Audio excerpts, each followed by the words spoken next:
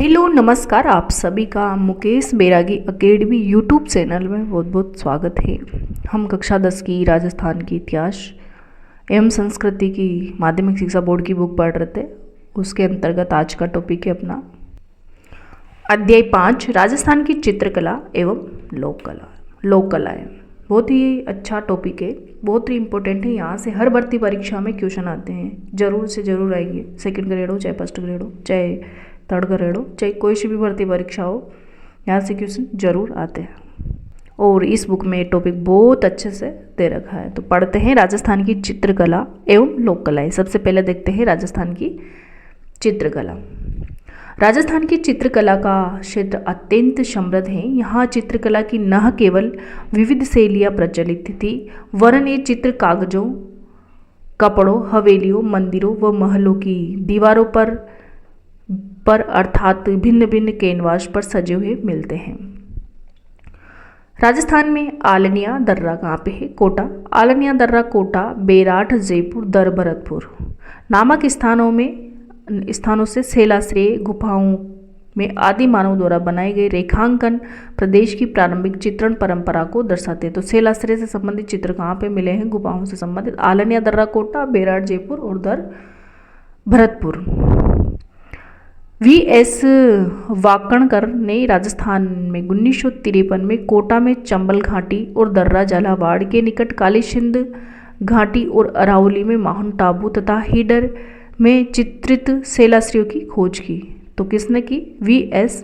वाकणकर ने। राजस्थान में 1953 में कोटा में चंबल घाटी और दर्रा झालावाड़ के निकट काली सिंध घाटी और अरावली में माउंट आबू तथा हीडर में चित्रित शैलाश्रयों की खोज की। राजस्थान में सर्वाधिक प्राचीन उपलब्ध चित्रित 1060 ईस्वी में रचित ओद नियुक्ति वृत्ति एवं 10 वैकालिका सूत्र चूर्णी जैसलमेर भंडार में मिले हैं। तो ओद नियुक्ति वृत्ति और 10 वैकालिका सूत्र चूर्णी कौन से भंडार में? जैसलमेर में। कब मिले? 1060 में। तो याद रखना है। विशुद्ध राजस्थानी चित्रकला का जन्म हम 1500 ईस्वी के आसपास मानते हैं। अगर राजस्थानी विशुद्ध रूप से चित्रकला का जन्म हम कब से मानते हैं? तो 1500 ईस्वी के आसपास से मानते हैं। राजस्थानी चित्रकला की जन्मभूमि मेदपाट किसे कहते हैं? मेवाड़ को।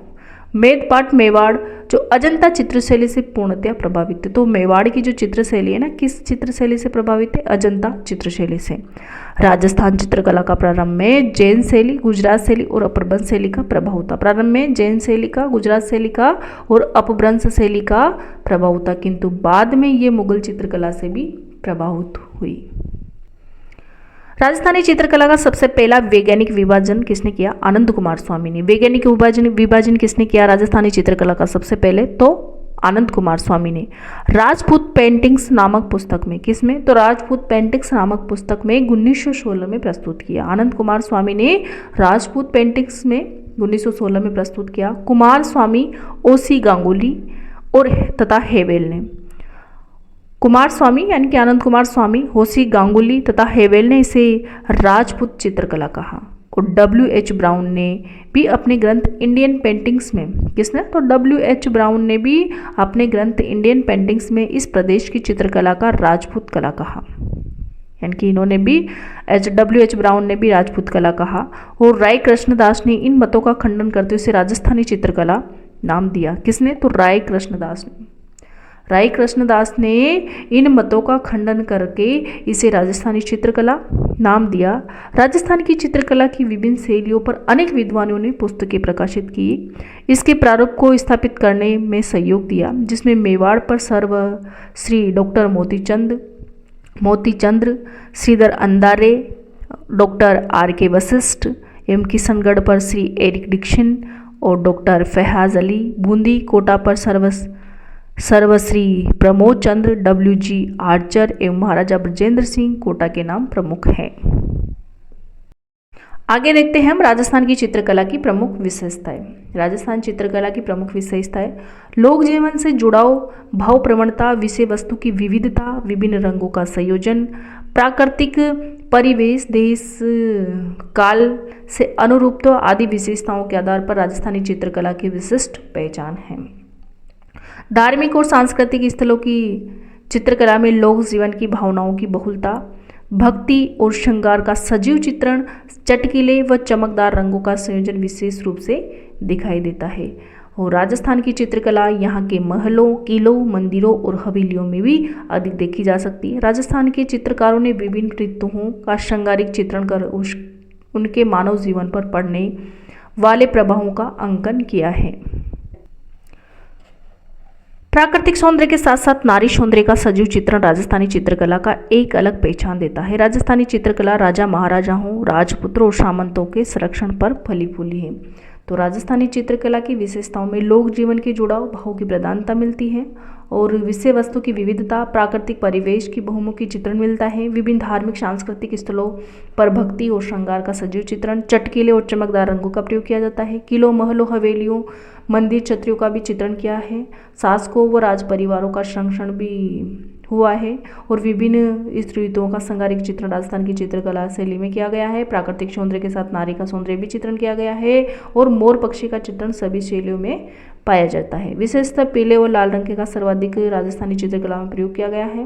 विषय वस्तु की विविधता यहाँ मिलती है और एक चश्म चेहरे की अधिकता भी चित्रित हुए हैं। राजपूती सभ्यता, संस्कृति और परिवेश का चित्रण भी और राजा महाराजाओं, राजपुत्रों, सामंतों का संरक्षण भी यहाँ पर राजस्थान की चित्रकला में हुआ है। आगे है राजस्थानी चित्रकला की शैलियों का वर्गीकरण। राजस्थानी चित्रकला की शैलियों के वर्गीकरण की बात करें तो भौगोलिक व सांस्कृतिक आधार पर 4 प्रमुख वर्गों एवं उपवर्गों में बांटा गया है, जो निम्नलिखित है। मेवाड़ शैली 4 प्रमुख वर्ग है। स्कूल, इन्हें वर्गों को स्कूलों के नाम से भी जाना जाता है, जैसे मेवाड़ स्कूल यानी कि मेवाड़ शैली। मेवाड़ शैली के अंतर्गत उप शैलियाँ हैं जैसे चावंड शैली, उदयपुर शैली, नाथद्वारा शैली, देवगढ़ शैली, देवगढ़ उपशैली और सावर उपशैली, शाहपुरा उपशैली और बनेड़ा, भागोर, बेंगू, कलेवा आदि ठिकानों की कलाएं भी मेवाड़ शैली के अंतर्गत आती है। और मारवाड़ स्कूल या मारवाड़ शैली तो जोधपुर शैली, बीकानेर शैली, किशनगढ़ शैली, अजमेर शैली, नागौर शैली, सिरोही शैली, जैसलमेर शैली और घाणीराव, रिया, भिणाई, जूनिया ठिकाना मारवाड़ के अंतर्गत। घाणीराव, रिया, बिनाई, जूनिया ठिकाना किसके अंतर्गत तो मारवाड़ शैली के अंतर्गत आता है। हाड़ौती शैली में कोटा, बूंदी, झालावाड़ आता है, यानी कि बूंदी शैली, कोटा शैली और झालावाड़ की उपशैली हाड़ौती शैली के अंतर्गत आती है। ढूंढाड़ की शैली की बात करें तो आमेर शैली, जयपुर शैली, शेखावाटी शैली, अलवर शैली, उनियारा उपशैली तथा जिलाए, इसरदा, शाहपुरा, सामोद। जिलाए, इसरदा, शाहपुरा, सामोद किस शैली के अंतर्गत आते हैं ठिकाने तो ढूंढाल शैली के अंतर्गत आते हैं।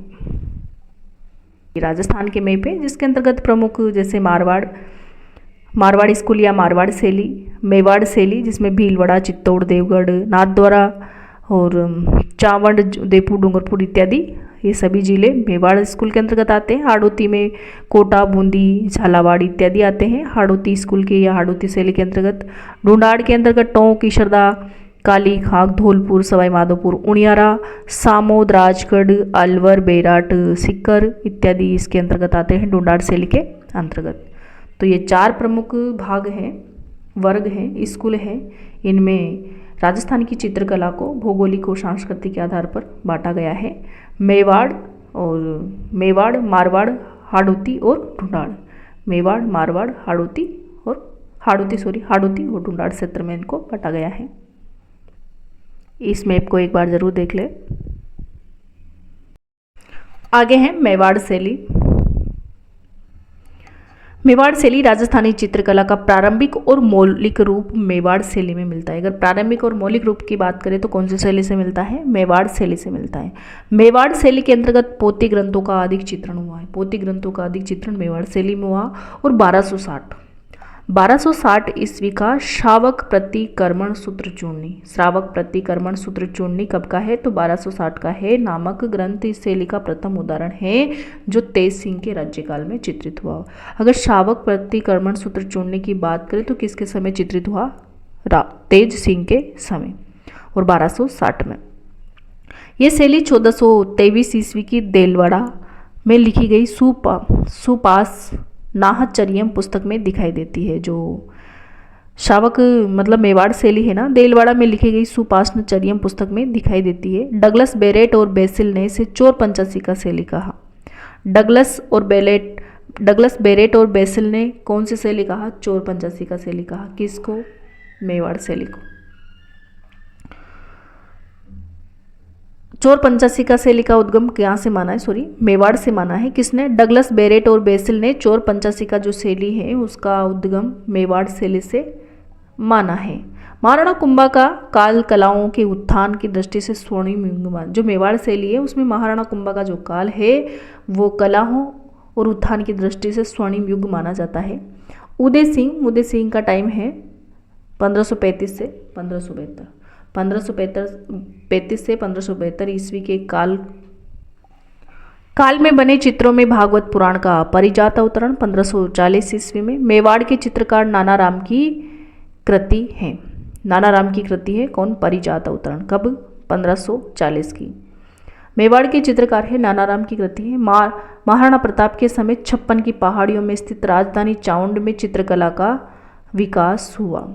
इस काल की प्रसिद्ध कृति ढोला मारू जो 1592 में ईस्वी में राष्ट्रीय संग्रहालय नई दिल्ली में सुरक्षित है। ढोला मारू 1592 की जो राष्ट्रीय संग्रहालय नई दिल्ली में सुरक्षित है। उदयपुर शैली की बात करें तो महाराणा अमर सिंह प्रथम के शासनकाल में चामुंड चित्रशैली का अधिक विकास हुआ। इनकी महाराणा अमर सिंह प्रथम के शासनकाल में चामुंड चित्रशैली का क्या हुआ? अधिक विकास हुआ। महाराणा अमर सिंह का समय महाराणा अमर सिंह के समय में रागमाला, जो रागमाला 1605 में मेवाड़ शैली का प्रमुख ग्रंथ है। रागमाला है ना, मेवाड़ शैली का प्रमुख ग्रंथ है। और इन चित्रों को निसारुद्दीन नामक चित्रकार ने चित्रित किया। रागमाला का जो चित्र है किसने? तो निसारुद्दीन ने चित्रित किया था। मेवाड़ में राणा जगत सिंह प्रथम का काल मेवाड़ की लघु चित्रशैली का स्वर्ण काल कहा जाता है। जो जगत सिंह का शासनकाल था ना मेवाड़ में, वो लघु चित्रशैली का स्वर्ण काल कहा जाता है। इस काल में मेवाड़ के जगत सिंह प्रथम के काल में रसिक प्रिया, गीत गोविंद, भागवत पुराण और रामायण इत्यादि विषयों पर लघु चित्रों का निर्माण हुआ। महाराणा जगत सिंह कालीन प्रमुख चित्रकार साहबदीन और मनोहर रहे। महाराणा जगत सिंह ने राजमहलों में चित्रों की ओवरी।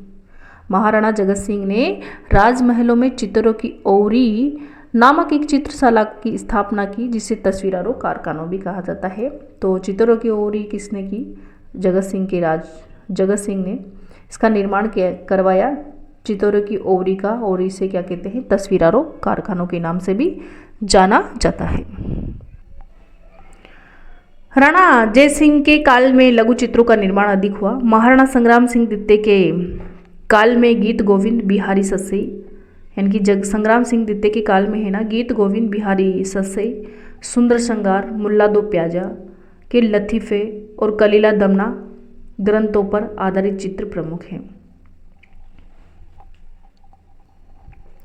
मेवाड़ शैली में पुरुषाकृति गठीली मूंछों से युक्त भरे चेहरे। पुरुष की आकृति कैसी थी? तो गठीली मूंछों से भरे युक्त चेहरे थे, विशाल नयन थे, खुले हुए अधर और छोटी ग्रीवा, छोटा कद, उदयपुरी पगड़ी, लंबा सापा। स्त्रियों का चित्रांकन सरलता के भाव से युक्त और मीनाकृत आँखें। कैसी आँखें? मीनाकृत आँखें, सीधी लंबी नाक और भरी हुई दोहरी चिबुक, टिगना कद, लुगड़ी, घाघरे और कंचुकी तथा टेट राजस्थानी आभूषणों से सज्जित रहा। प्रकृति का संतुलित चित्रण मेवाड़ चित्रकला की प्रमुख विशेषता रही है।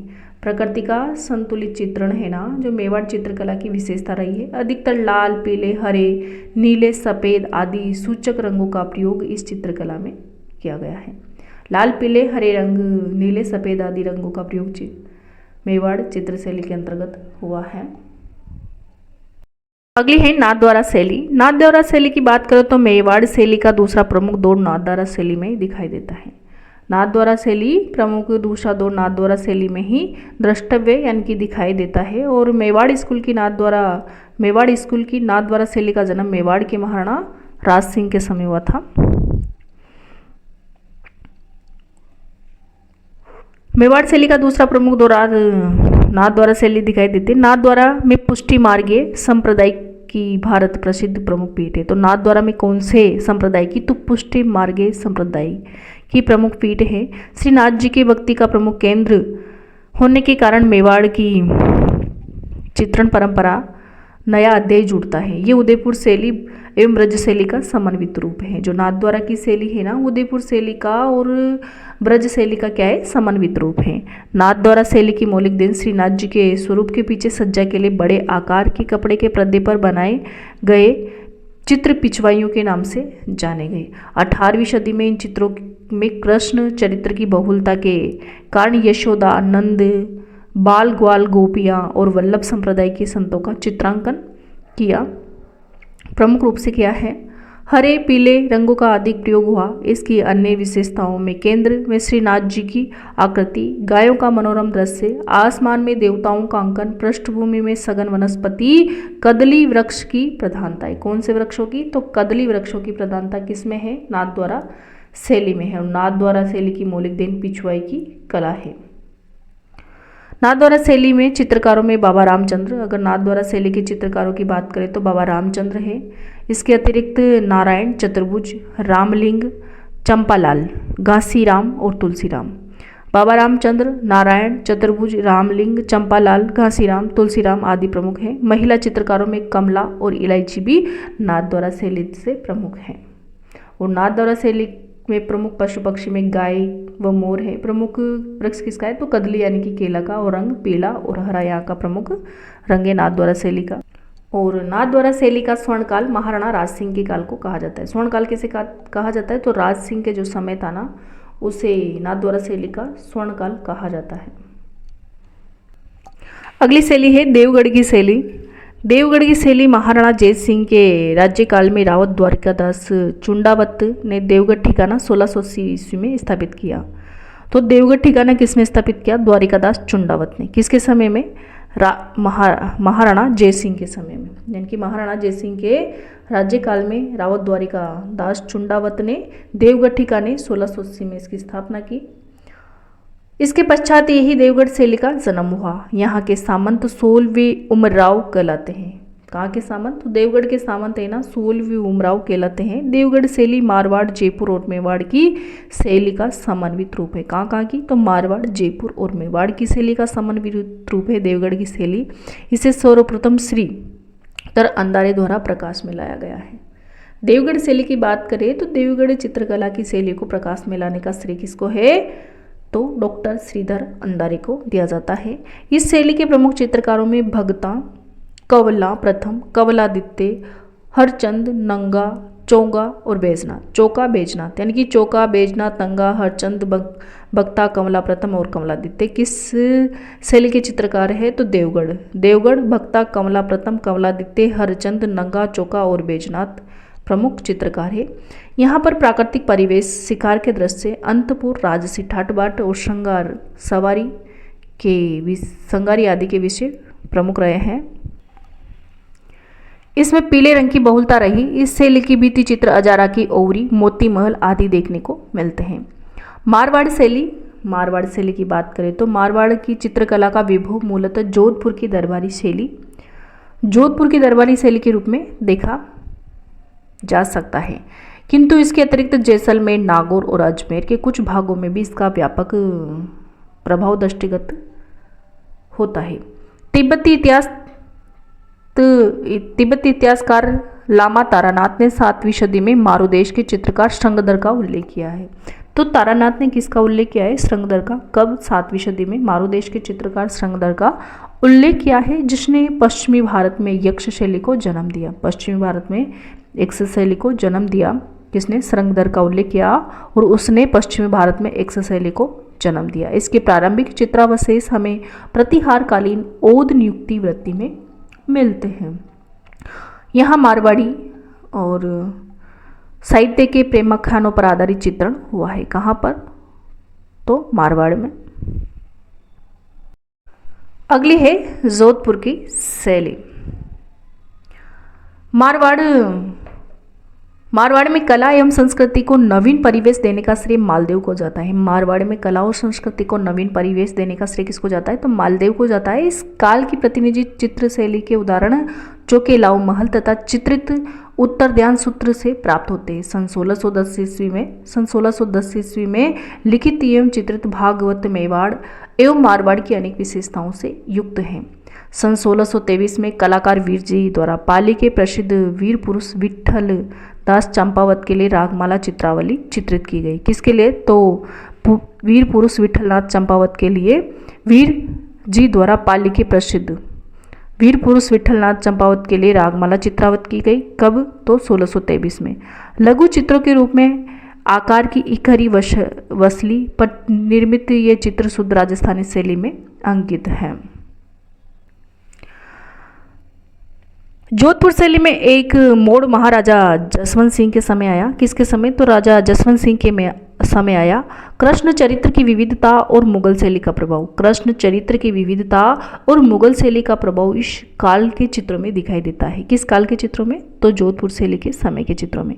महाराजा अजीत सिंह के शासनकाल में संभवतः मारवाड़ शैली के सबसे अधिक सुंदर एवं प्राणवान चित्र बने। किसके समय? तो महाराणा अजीत सिंह के समय मारवाड़ शैली के सबसे अधिक सुंदर एवं प्राणवान चित्र बने, जिसमें सामंती संस्कृति का सजीव चित्रण प्रस्तुत किया गया। महाराजा अभय सिंह के राज्यकाल में चित्रकार डालचंद किसके समय का था? तो अभय सिंह के समय का। डालचंद को विशेष ख्याति प्राप्त हुई।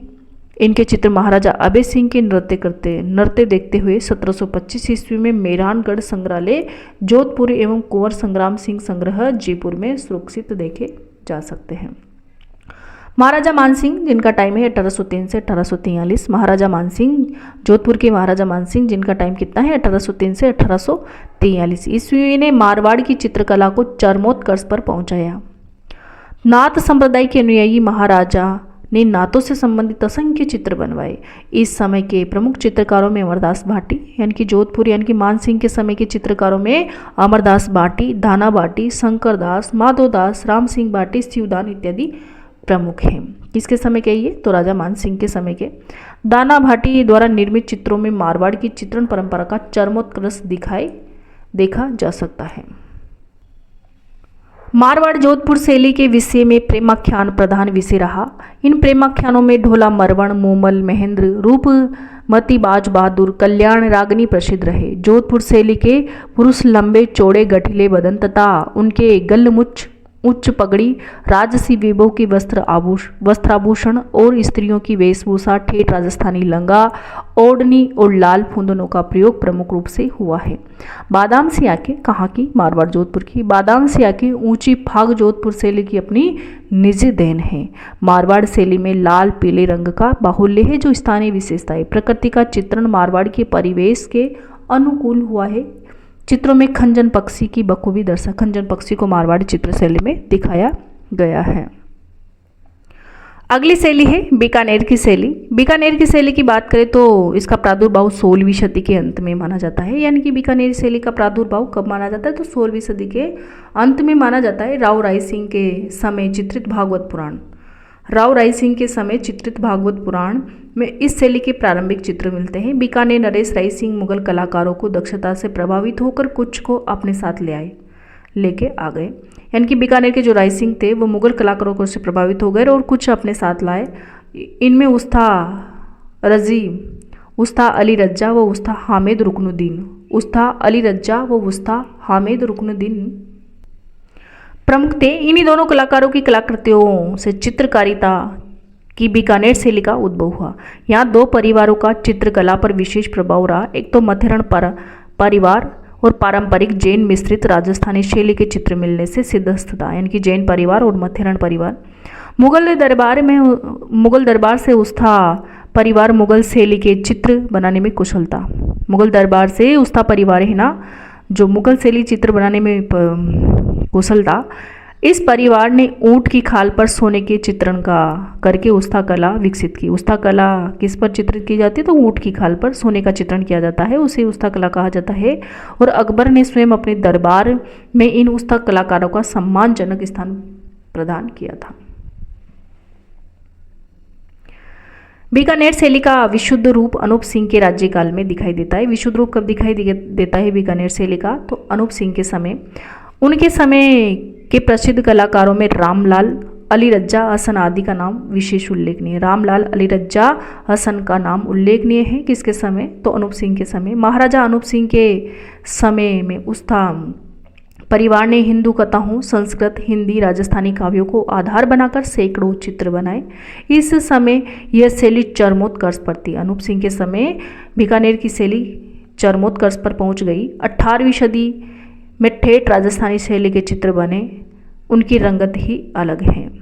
बीकानेर की शैली में मुगल स्कूल के मिश्रित प्रभाव के फलस्वरूप इकहरी, तनवंगी, कोमल ललनाहों का अंकन, नीले, हरे, लाल, बैंगनी, जामुनी, सलेटी रंगों का प्रयोग, शाहजहां और औरंगजेब शैली की पगड़ियों के साथ ऊंची मारवाड़ी पगड़ियाँ, ऊंट, हिरन, बीकानेरी रहन सहन और राजपूती संस्कृति की छाप विशिष्ट रूप से देखने को मिलती है। बरसते बादलों में से सारस मिथुनों की नयनाभिराम आकृतियाँ इस शैली की विशेषता है। यह पम्वारा, दरबार एवं दृश्यों आदि की दक्षिण शैली का प्रभाव भी इसमें दिखाई देता है।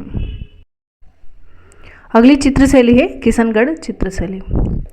किशनगढ़ चित्र शैली है ना, किशन सिंह ने 1609 में, यानी कि उदय सिंह का 8वां पुत्र था किशन सिंह, इसने सन 1609 में अलग राज्य किशनगढ़ की नींव डाली थी। राज परिवार पर वल्लभ संप्रदाय के प्रभाव के कारण राधा कृष्ण की लीलाओं का साकार स्वरूप चित्रण के माध्यम से बहुलता से हुआ है।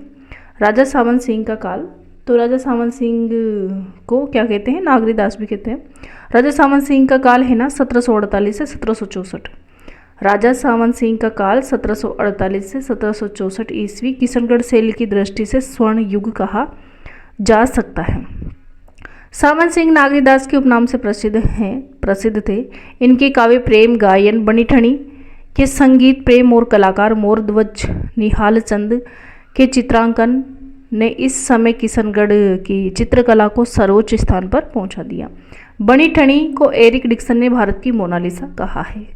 तो एरिक डिक्सन ने भारत की मोनालिसा किसे कहा है? बनी ठनी को। भारत सरकार ने 1973 ईस्वी में बनी ठनी पर डाक टिकट भी जारी किया था। तो बनी ठनी पर डाक टिकट जारी कब किया गया था? 1973 ईस्वी में भारत सरकार के द्वारा।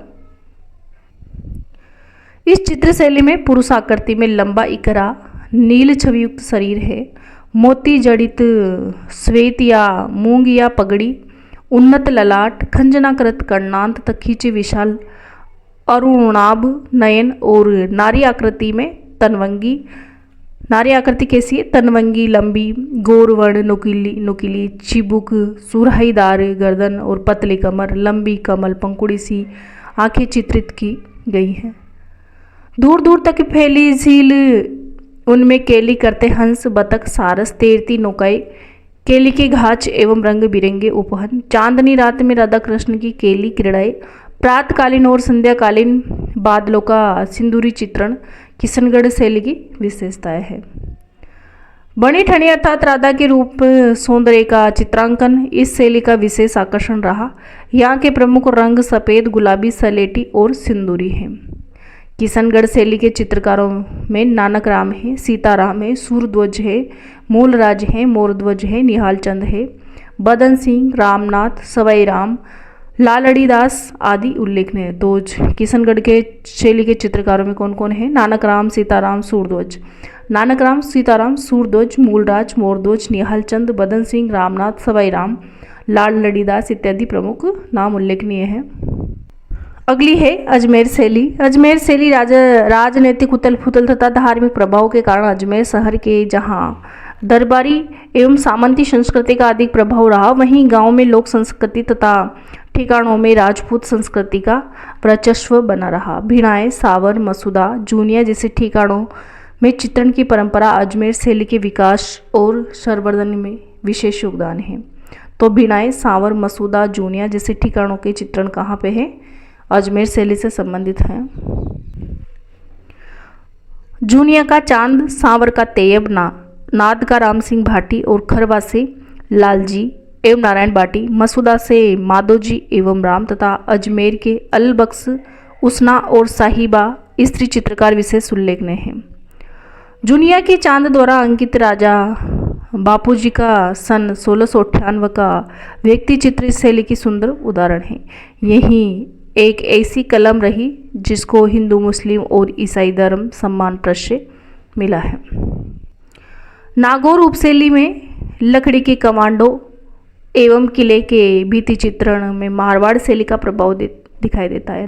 नागौर उपशैली की बात करें तो नागौर उपशैली में ना लकड़ी के कमांडो एवं किले के भित्ति चित्रण में मारवाड़ शैली का प्रभाव दिखाई देता है। वृद्धावस्था के चित्रों को नागौर के चित्रकारों ने अत्यंत कुशलतापूर्वक चित्रित किया है। वृद्धावस्था के चित्रकारों को कहाँ के चित्रकारों ने कुशलतापूर्वक चित्रित किया है? तो नागौर के चित्रकारों ने। पारदर्शी वेशभूषा नागौर शैली की अपनी विशेषता है। जैसलमेरी शैली का विकास मुख्य रूप से महारावल, हरराज, अके सिंह एवं मूलराज के संरक्षण में हुआ। मूमल जैसलमेर शैली का प्रमुख चित्र है। मूमल की बात करें तो मूमल है ना जैसलमेर शैली का प्रमुख चित्र है। जैसलमेर शैली की एक प्रमुख विशेषता यह है कि इस पर मुगल या जोधपुर शैली का प्रभाव नहीं है। यह एकदम स्थानीय शैली है। जोधपुर के दक्षिण में स्थित गोडवाड़ भूखंड में घाणीराव एक प्रमुख ठिकाना है। जोधपुर के जो दक्षिण स्थित क्षेत्र है उसे गोडवाड़ भूखंड कहते हैं और उसमें घाणीराव एक प्रमुख ठिकाना है। चित्रकार नारायण छज्जू एवं कृपाराम ने नवीन चित्र शैली का निर्माण किया जिसे घाणीराव या मारवाड़ की एक उपशैली के रूप में महत्व दिया जाता है। अगली शैली है हाड़ौती शैली। चौहान वंश से हाड़ाओं का प्रभुत्व बूंदी, कोटा और झालावाड़ क्षेत्र में रहा। हाड़ौती शैली की बात करें तो चौहान वंश से हाड़ाओं का प्रभुत्व बूंदी, कोटा और झालावाड़ क्षेत्र में रहा, इसलिए हाड़ौती क्षेत्र कहलाया। बूंदी शैली, कोटा शैली और झालावाड़ शैली हाड़ौती शैली के अंतर्गत माना जाता है। इसमें हाड़ौती शैली में देखते हैं बूंदी शैली। बूंदी शैली चित्रकला की बूंदी शैली मेवाड़ चित्रकला से प्रभावित है। अगर बूंदी शैली की बात करें तो कहाँ से प्रभावित है? मेवाड़ की चित्रकला से प्रभावित है। समय समय पर बूंदी शैली में ग्रंथ चित्रण एवं लघु चित्रों के माध्यम से इतना चित्रण हुआ कि आज संसार भर के संग्रहालयों में बूंदी शैली के चित्र मिलते हैं। राव शत्रुसाल यानी कि छत्रसाल हाड़ा के काल में इस शैली का विशेष रूप से विकास हुआ। अगर बूंदी शैली की बात करें तो राव छत्रसाल हाड़ा के काल में इसका विशेष रूप से विकास हुआ। राव छत्रसाल ने प्रसिद्ध रंगमहल बनवाया जो सुंदर भित्ति चित्रों के लिए विश्व प्रसिद्ध है।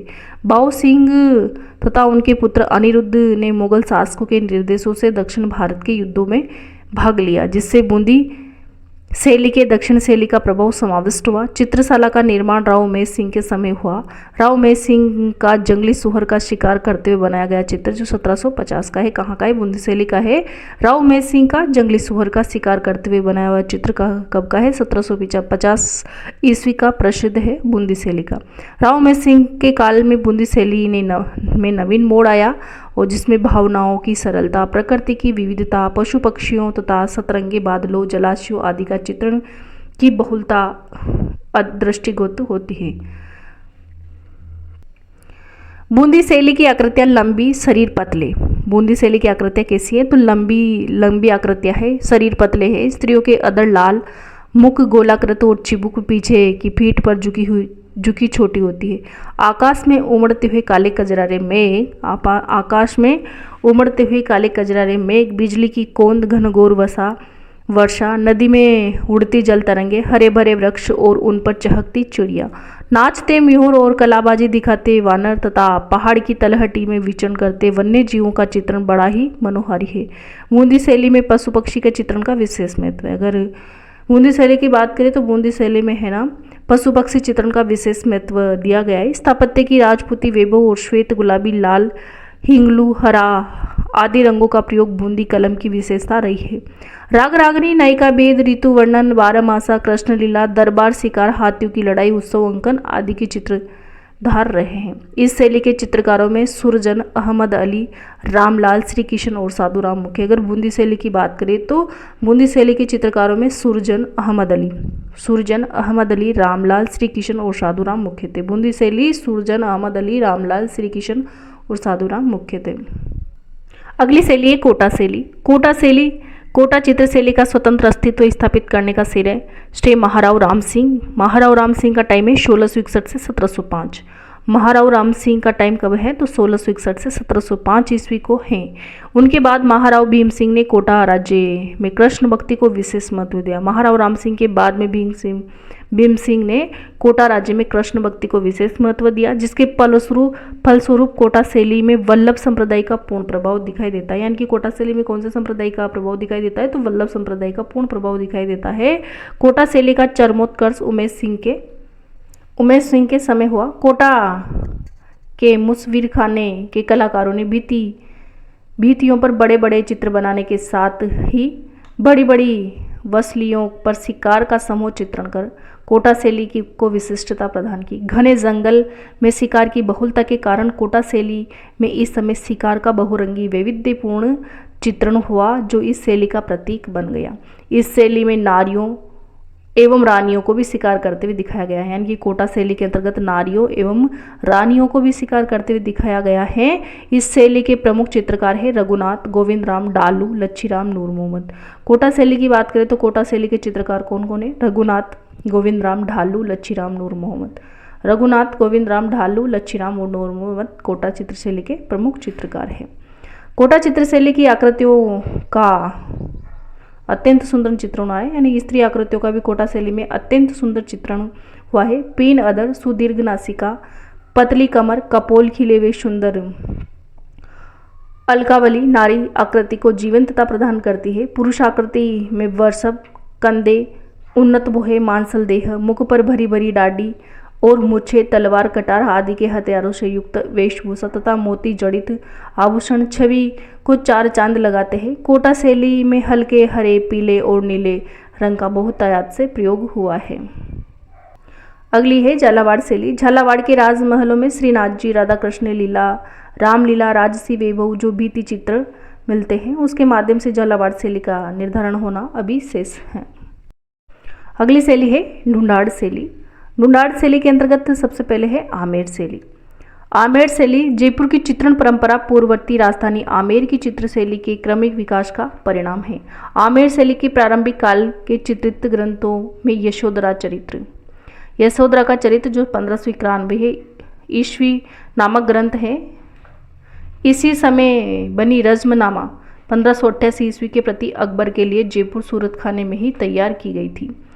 इसमें 169 बड़े आकार के चित्र हैं एवं जयपुर के चित्रकारों का भी उल्लेख मिलता है। बेराट के तथाकथित मुगल गार्डन और मोजमाबाद के भित्ति चित्र भी इसी शैली में निर्मित है, जिन पर मुगल प्रभाव साफ दिखाई देता है। आमेर चित्रशैली का दूसरा महत्वपूर्ण चरण मिर्जा राजा जय सिंह 1621 से 1667। आमेर चित्रशैली का दूसरा महत्वपूर्ण चरण कब से है? तो मिर्जा राजा जय सिंह के टाइम से 1621 से 1667 के राज्यकाल से प्रारंभ होता है। मिर्जा राजा जय सिंह ने रसिक प्रिया और कृष्ण रुक्मणी वेली नामक ग्रंथ अपनी रानी चंद्रावती के लिए सन 1639 ईस्वी में बनाए थे। इसमें कृष्ण और गोपियों का युगल स्वरूप लोक शैली में चित्रित है। आमेर में ही मिर्जा राजा जय सिंह ने 1639 ईस्वी में गणेश पोल का निर्माण करवाया था, जो भित्ति चित्रों व अलंकरणों से सुसज्जित है। अगली है जयपुर शैली। जयपुर शैली सवाई जय सिंह प्रथम का काल कला की उन्नति की दृष्टि से कई अर्थों में महत्वपूर्ण रहा। उन्होंने अपने राज चिन्हों, कोसों, रोजमर्रा की वस्तुएं, कला का खजाना, साज सामान आदि को सुव्यवस्थित ढंग से संचालित करने हेतु 36 कारखानों की स्थापना की। तो जय सिंह प्रथम ने है ना इन कला की उन्नति की दृष्टि से कई कारखानों की यानी कि 36 कारखानों की स्थापना की, जिसमें सूरत खाना भी एक है। यहाँ चित्रकार चित्रों का निर्माण करते थे और इसी समय रसिक प्रिया, कवि प्रिया, गीत गोविंद, बारहमासा, नवरस और रागमाला चित्रों का निर्माण हुआ। किसके समय? तो जय सिंह प्रथम के समय। महाराजा सवाई ईश्वरी सिंह के समय चित्र सर्जन का केंद्र सूरत खाना आमेर से हट करके जयपुर में आ गया। इस समय में साईब राम और लालचंद नामक चित्रकारों का प्रशंसनीय कार्य रहा। किसके समय? तो सवाई ईश्वरी सिंह के समय। साईब राम ने बड़े व्यक्ति चित्र आदमकद पोर्ट्रेट बनाया। यदि आदमकद पोर्ट्रेट किसने बनाया? साईब राम ने। चित्रकला की नई परंपरा डाली। लालचंद ने जानवरों की लड़ाइयों के अनेक चित्र बनाए। तो जानवरों की लड़ाई के चित्र किसने बनाए? लालचंद ने। ये किससे संबंधित? जयपुर शैली से। सवाई माधो सिंह प्रथम के समय कलाकारों ने चित्रों में रंगों को न भरकर मोती, लाख और लकड़ी की मणियों को चिपकाकर रेतीकालीन आलंकारिक मणि कुट्टिम प्रवृत्ति को बढ़ावा दिया। सवाई माधो सिंह प्रथम के समय गलताजी के मंदिरों, सिसोदिया रानी के महल, चंद्र महल, पुंडरीक की हवेली में कलात्मक भित्ति चित्रण हुआ। लाल चितेरा महाराज सवाई ईश्वरी सिंह तथा महाराजा सवाई माधो सिंह के समय का प्रमुख चित्रकार था। कहाँ का? तो लाल चितेरा कहाँ का है? ईश्वरी सिंह के समय का और सवाई माधो सिंह के समय का जयपुर शैली से संबंधित है। महाराजा सवाई प्रताप सिंह के समय 50 से अधिक कलाकार सूरत खाने में चित्रों को बनाने के लिए नियुक्त थे, जिनमें राम सेवक, गोपाल हुक्मा, चिमना, शालिग्राम, राम सेवक, गोपाल हुक्मा, चिमना, शालिग्राम, लक्ष्मण आदि प्रमुख है। इस समय राधा कृष्ण की लीलाओं, नायिका भेद, राग रागनी, बारहमासा आदि का चित्रण प्रधानतः हुआ। महाराजा सवाई राम सिंह ने कला के विकास के लिए महाराजा स्कूल आर्ट्स एंड क्राफ्ट्स की सन 1857 में स्थापना की। तो महाराजा स्कूल आर्ट्स एंड क्राफ्ट्स की स्थापना कब की गई? 1857 में। किसके द्वारा? राम सिंह के द्वारा, सवाई राम सिंह के द्वारा, जो वर्तमान में राजस्थान स्कूल ऑफ आर्ट्स के नाम से जाना जाता है। भित्ति चित्रण, पोती चित्रण, आदम कद प्रोट्रेट, लघु चित्रण में जयपुर के कलाकारों ने मुगल प्रभाव को ग्रहण करते हुए राजपूती संस्कृति की नफासत और रंगों की लोक कलात्मकता को बनाए रखा है। बड़े बड़े पोर्ट्रेट, आदम कद व्यक्ति का चित्र, पोर्ट्रेट किसे कहते हैं? तो आदम कद व्यक्ति के चित्र को, एवं भित्ति चित्रण की परंपरा जयपुर शैली की विशिष्ट देन है। जयपुर के भित्ति चित्रों की एक विशेष पद्धति है जिसे स्थानीय भाषा में आलागीला, आरायस तथा मोराकसी कहा जाता है। आलागीला, आरायस, मोराकसी कहाँ के भित्ति चित्रों से संबंधित है? तो जयपुर के भित्ति चित्रों की एक विशेष पद्धति है ये। इस पद्धति में चूने के तैयार प्लस्तर को घोटकर चिकना कर दिया जाता है और चिकना करने के बाद इस पर चित्रण किया जाता है। राजस्थान में सर्वप्रथम आला गीला पद्धति का प्रारंभ आमेर में हुआ, जो कछवा मुगल संबंधों के प्रभाव का परिणाम था। जयपुर शैली का प्रभाव ईश्वरदास सिवाड़ जिलाए, उनियारा, चोमू, सामोद, मालपुरा जैसे ठिकानों पर भी रहा, जिससे वहाँ ठिकाना पेंटिंग विकसित हुई। कौन कौन से ठिकानों पे? तो ईश्वरदास, सिवाड़, जिलाए, उनियारा, चोमू, सामोद, मालपुरा जैसे ठिकानों पर भी जयपुर शैली का प्रभाव रहा। अगली चित्र शैली है अलवर शैली। अलवर शैली सन 1775 ईस्वी में जयपुर से अलग होकर राव राजा प्रताप सिंह के समय स्वतंत्र रूप से अस्तित्व में आई। तो किसके समय? प्रताप सिंह के समय। अलवर शैली किसके समय अस्तित्व में आई? तो प्रताप सिंह के समय। कब? सन 1775 में। किससे अलग हुई थी? तो जयपुर से अलग हुई थी। उनके शासनकाल में शिव कुमार ओढ़ालूराम, कौन? तो शिव कुमार ओढ़ालूराम नामक 2 चित्रकार जयपुर से अलवर आए। राजगढ़ के किले के शीश महल, राजगढ़ का किला कहाँ पे? अलवर में। तो राजगढ़ के किले के शीश महल में अंकित भित्ति चित्र उन्हीं के समय बने। ये भित्ति चित्र अलवर शैली के प्रारंभिक सर्वोत्कृष्ट चित्र हैं। राजगढ़ के महलों में शीश महल का चित्रण कराकर बख्तावर सिंह ने यहाँ चित्रकला की शुरुआत की। बलदेव ढालूराम सालगा एवं शालिग्राम उनके राज्य के प्रमुख चित्र हैं। बख्तावर सिंह के समय में बने सैकड़ों चित्र, जिसमें नातो जोगियों फकीरों से जंगल में धर्म चर्चा करते हुए महाराज का चित्रण कला की दृष्टि से उल्लेखनीय है। विनय सिंह का अलवर की चित्रकला के उत्कर्ष में वही स्थान है जो मुगल चित्रकला में अकबर का था।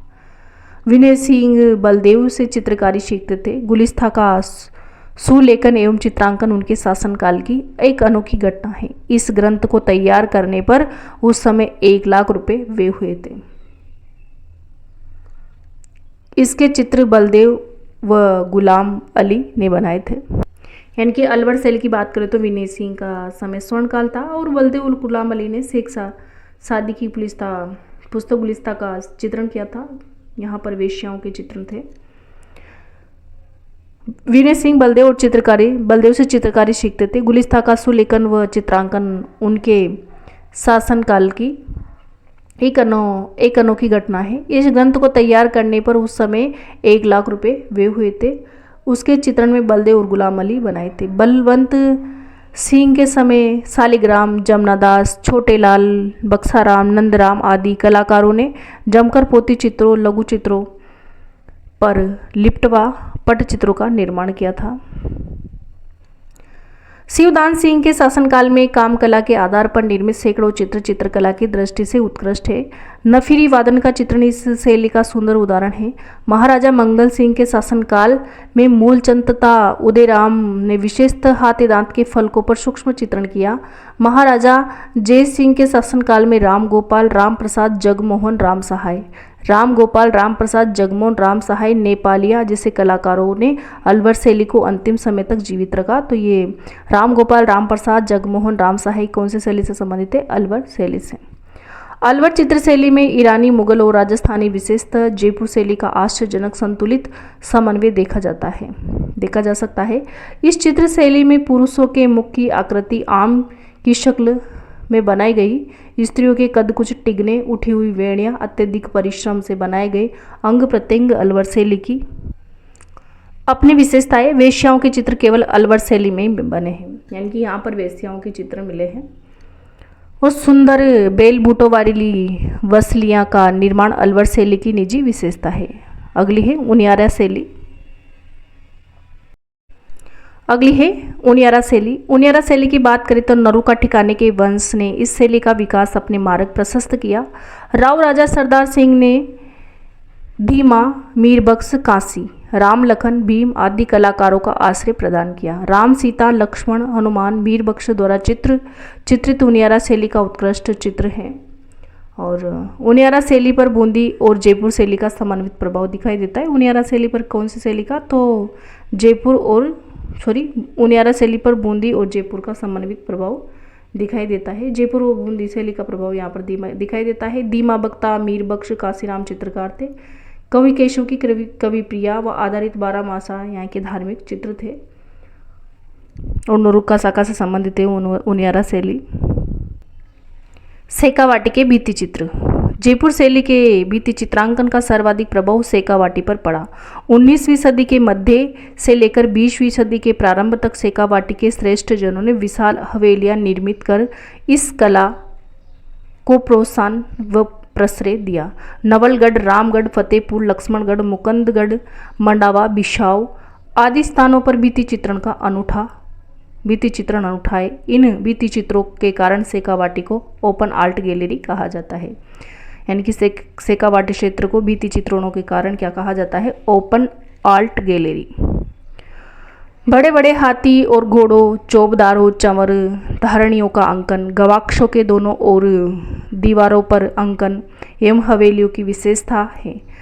छज्जे के नीचे टोडों के मध्य में चित्रों ने अपनी सूझबूझ के अनुसार मल्लयुद्ध, कुश्ती, दधी मंथन, गोदोहन, विचित्र पशु पक्षियों, देवी मिथकों, राक्षसों, काम कला, राग रागनी, साधु संतों, लोक कथाओं का विशेष अंकन किया है। हवेलियों की बाह्य दीवारों के अंदर कथात्मक बड़े बड़े फलकों का चित्रांकन शेखावाटी शैली की विशेष देन है। शेखावाटी के भित्ति चित्रण में कत्थई नीले वो गुलाबी रंग की प्रधानता है। कत्थई नीले और गुलाबी रंग की प्रधानता है शेखावाटी के भित्ति चित्रण में। किंतु अब इस अमूल्य सांस्कृतिक धरोहर का क्षरण हो रहा है। फ्रांस के नवीन ला प्रेंस ने फतेहपुर की हवेलियों की भित्ति चित्रों के संरक्षण के संदर्भ में सराहनीय कार्य कर एक मिसाल पेश की है अपना टॉपिक लोक कला। लोक कला आम इंसान के द्वारा बिना किसी तामझाम के, यानी कि आम इंसान के द्वारा बिना किसी तामझाम व प्रदर्शन के जब अपनी स्वाभाविक कलाकारी को चित्र, संगीत, नृत्य आदि के रूप में पेश किया जाता है तो वह लोक कला कहलाती है। वास्तव में लोक कला है संस्कृति की वास्तविक वाहक और प्रस्तुतकर्ता होती है। लोक कलाएं है ना संस्कृति की वास्तविक वाहक और प्रस्तुतकर्ता होती है। राजस्थान की प्रमुख लोक कलाएं सबसे पहले है साजी। साजी दशहरे से पूर्व श्राद्ध पक्ष में बनाई जाती है। साजी कब बनाई जाती है? तो दशहरे से पूर्व श्राद्ध पक्ष में बनाई जाती है। कुंवारी कन्या सफ़ेद पूती दीवार पर 15 दिन लगातार गोबर के आकार उकेरती है, वो उसका पूजन करती है। इसे साजी, सुजली, साजुली, सिजी और साजी के हाजी, हाजिया आदि कई नामों से जाना जाता है। कन्याएं गोबर से रेखाओं को उखेर कर उनमें कांच के टुकड़े, मोती, चूड़ी, कोड़ी, पत्थर, पंख, कपड़ा, कागज, लाख, फूल, पत्ते आदि के प्रयोग द्वारा एवं दमकती हुई रंगीन चित्ताकर्षक आकृति बनाती हैं। साजी को माता पार्वती का रूप मानकर अच्छे वर घर की कामना के लिए कन्याएं पूजन करती हैं। पहले दिन से 10वें दिन तक एक या दो प्रतीक ही प्रतिदिन बनाए जाते हैं, किंतु अंतिम 5 दिन बहुत बड़े आकारों में साजी की रचना की जाती है, जिसे सजियां कोट कहते हैं। पहले दिन सूर्य, चंद्रमा, तारे, दूसरे दिन 5 फूल और तीसरे दिन पंखी, चौथे दिन हाथी सवार, 5वें दिन चौपड़, 6वें दिन स्वास्तिक, 7वें दिन घेवर, 8वें दिन ढोलक या नगाड़े, 9वें दिन बंदनवार और 10वें दिन खजूर का पेड़ बनाया जाता है। आखिरी 5 दिन सजिया कोट के बीचों बीच सबसे बड़े आकार की साजी माता व मानव, पशु, पक्षी, प्रकृति आदि का चित्रण किया जाता है। आगे है मांडना, जो एक लोक लय मांडना भी। मांडने दीवारों को अलंकृत करने के लिए बनाए जाते थे। घर की देहरी, चौखट, आंगन, चबूतरा, चौक, घड़ा रखने का स्थान, पूजन स्थल आदि पर ये मांडने अंकित किए जाते हैं। विवाह पर गणेश जी, लक्ष्मी जी के पैर, स्वस्तिक आदि के साथ ही गलीचा, मोर, मोरनी, गमले, कलिया, बंधनवार, बच्चे के जन्म पर गलीचा, फूल, स्वस्तिक, रक्षाबंधन पर श्रवण कुमार, गणगौर पर गुणों की एक मिठाई का जोड़, घेवर, लहरिया, तीज पर भी घेवर, लहरिया, चौक, फूल, बगीचा आदि विशेष रूप से बनाए जाते हैं। यदि कोई तीर्थ यात्रा पर सकुशल घर लौट आता है तो इस खुशी में पुष्कर, फेड़ी और पतवारी मांडी जाती है। यानी कि कोई तीर्थ जाते हैं और तीर्थ से वापस लौट आते हैं तो उसकी खुशी में पुष्कर, पेड़ी और पतवारी की मांडी जाती है। मांडनों में त्रिकोण, चतुष्कोण, षटकोण, अष्टकोण, वृत्त आदि आकृतियां भी बनाई जाती हैं और ये मांडने अत्यंत सरल होते हुए भी अमूर्त ज्यामितीय शैली का अद्भुत सम्मिश्रण है। आगे है फड़ भीलवाड़ा के शाहपुरा कस्बे में छिपा जाति के जोशी चित्रों द्वारा फड़ चित्रण किया जाता है। कहाँ पे? तो भीलवाड़ा के शाहपुरा कस्बे में छिपा जाति, कौन सी जाति? छिपा जाति के जोशी चित्रों द्वारा पट चित्रण किया जाता है, जिसे राजस्थानी भाषा में फड़ कहा जाता है। भीलवाड़ा निवासी श्री लाल जोशी शैली के प्रमुख चित्रकार है। तो फड़ चित्रकार कौन है? श्री लाल जोशी। कहाँ के हैं? भीलवाड़ा के निवासी हैं। फड़ बोपों के लिए निर्मित की जाती है। ये बोपे फड़ को लकड़ी पर लपेटकर गांव-गांव जाकर पारंपरिक वस्त्रों में रावण हत्था या जंतर वाद्य यंत्र की धुन के साथ कदम तिरकाते हुए इसका वाचन करते हैं। ये लोक नाट्य, गायन, वादन, मौखिक साहित्य, चित्रकला व लोक धर्म का एक अनूठा संगम है। इसमें लोक देवताओं के जीवन के अनेकों प्रसंगों व उससे संबंधित चमत्कारों को चित्रित किया जाता है। चित्रों में प्रमुख कृति का सबसे बड़ा बनाया जाता है। अन्य आकृतियां उसके अनुपात में कहीं छोटी बनाई जाती है। रंगों का प्रतीकात्मक प्रयोग भावों की अभिव्यक्ति में सहायक है, जैसे देवियां नील देव, लाल, राक्षस काले, साधु सफेद या पीले हैं। सिंदूरी व लाल रंग शौर्य व वीरता का प्रतीक है। ये बापूजी की फड़ है। फड़ के लिए सर्वप्रथम मोटे हाथकते 2 सूती कपड़ों, रेजी या रेंजा पर गेहूं या चावल के मांड में गोंद मिलाकर कलप लगाया जाता है। सतह तैयार होने पर उसे घोट कर समतल किया जाता है।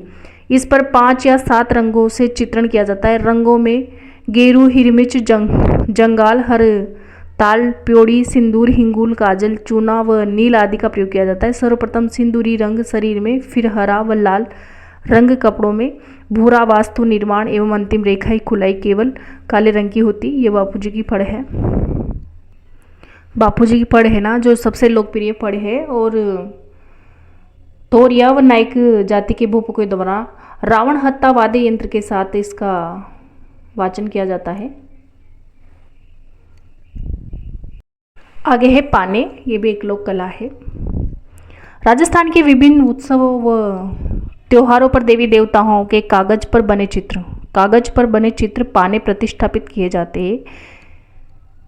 दीवार चित्रों के विकल्प के रूप में इन पानों का प्रचलन हुआ। सस्ते होने के कारण ग्रामीण जन इन्हें खरीदकर समयानुसार प्रयुक्त करते। राजस्थान में गणेश जी, लक्ष्मी जी, रामदेव जी, गोगा जी, श्रवण कुमार, तेजा जी, रामकृष्ण, शिव पार्वती, धर्मराज, देवनारायण जी, श्रीनाथ जी, नरसिंह आदि के पाने प्रचलित थे। श्रीनाथ जी का पाना इसमें सर्वाधिक कलात्मक है, जिसमें से 24 अंगारों का चित्रण होता है। अगली लोक कला है कावड़। कावड़ बनाना चित्तौड़गढ़ जिले के बस्सी गांव के केरादियों का पुश्तैनी व्यवसाय है। तो कावड़ कहाँ की प्रसिद्ध है? चित्तौड़गढ़ जिले की।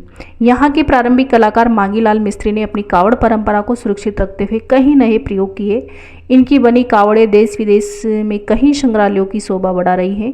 कावड़ जनजीवन की धार्मिक आस्थाओं और विश्वासों से जुड़ी है, इसलिए इसका वाचन श्रवण कर लोग श्रद्धा विभूत हो जाते हैं और मनमाना दान करते हैं। कावड़ एक मंदिर नुमा काष्ठ कलाकृति है। कावड़ क्या है? तो एक मंदिर नुमा काष्ठ कलाकृति है जिसमें कई द्वार बने होते हैं। सभी द्वारों या कपाटों पर चित्र अंकित रहते हैं।